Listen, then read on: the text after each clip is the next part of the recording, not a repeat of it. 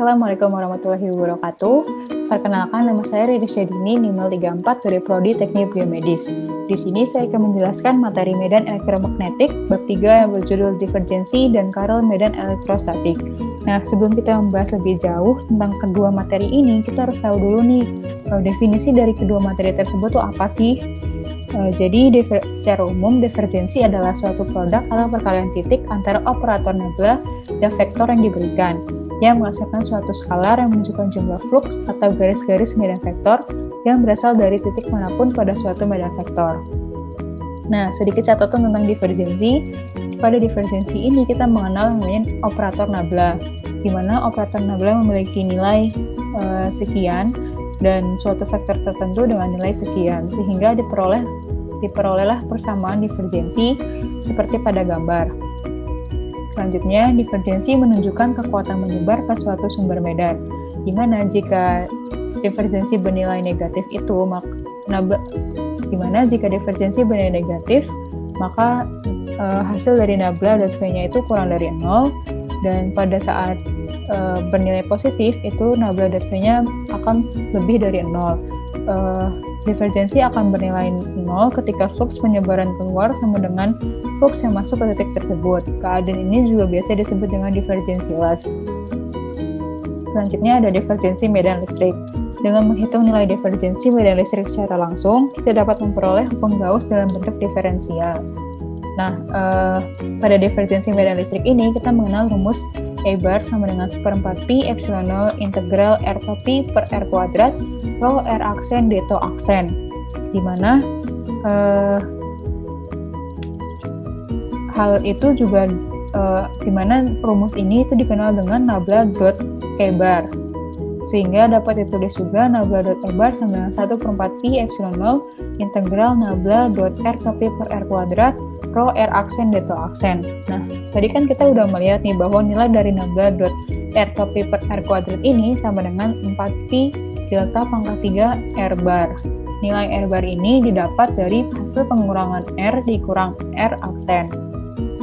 Sehingga setelah dilakukan perhitungan, didapatlah rumus akhir yaitu nabla dot E sama dengan 1 per epsilon 0 rho R topi, R aksen, atau rumus ini dikenal dengan hukum Gauss. Selanjutnya ada Carrel medan listrik. Secara matematis, operasi Carrel adalah operasi perkalian silang operator del dengan suatu vektor yang menghasilkan besaran vektor, di mana arahnya terhadap sumbu rotasi ditentukan oleh saturan kanan dan besarnya Carrel adalah besarnya rotasi. Nah, untuk mempermudah pembelajaran, kita akan menggunakan kaidah tangan kanan, di mana tanda titik ini menunjukkan medan magnet berarah keluar bidang, sedangkan tanda silang ini menunjukkan medan magnet berarah masuk ke dalam bidang. Tidak jauh berbeda dengan persamaan divergensi. Pada persamaan Carrel ini yang digunakan adalah nabla cross vektor. Kemudian rumus dasar dari Carrel medan listrik ini adalah E sama dengan 1/4 pi epsilon 0 dikali Q per R kuadrat R topi. Selain itu, kita juga bisa menghitung sepanjang lintasan C dari titik A ke titik B menggunakan integral A sampai B E dot dl. Dimana jika kita tinjau dengan koordinat bola, maka rumus yang digunakan adalah dl sama dengan drr topi plus rd theta theta topi plus r sin theta d pp topi. Kemudian didapat hasil setelah dilakukan perhitungan, didapat hasil 1/4 pi epsilon 0 Q per R dr.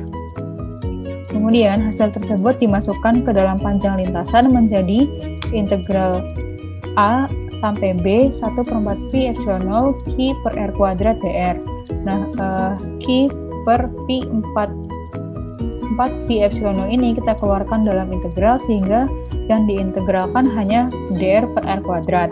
Didapat hasil minus 1 per R, kemudian dimasukkan batasnya sehingga diperoleh nilai Q per 4 pi epsilon 0 1 per RA min 1 per RB. Pada kondisi RA sama dengan RB, itu akan diperoleh integralnya sama dengan 0. Integral A sampai B, E dot dl sama dengan 0, atau integral tertutup E.dl sama dengan 0. Menurut teorema Carrel berlaku bahwa integral tertutup E.dl sama dengan integral tertutup nabla cross E.dl. Sehingga dari persamaan 1 dan 2 didapat bahwa integral tertutup E.dl sama dengan integral tertutup nabla cross E.dl sama dengan 0, sehingga didapat rumus akhiran yaitu nabla cross E sama dengan 0. Nah, dapat disimpulkan bahwa pada Carrel dari medan listrik itu bernilai 0. Sekian pembahasan tentang materi bab 3, kurang lebihnya mohon maaf. Wassalamualaikum warahmatullahi wabarakatuh.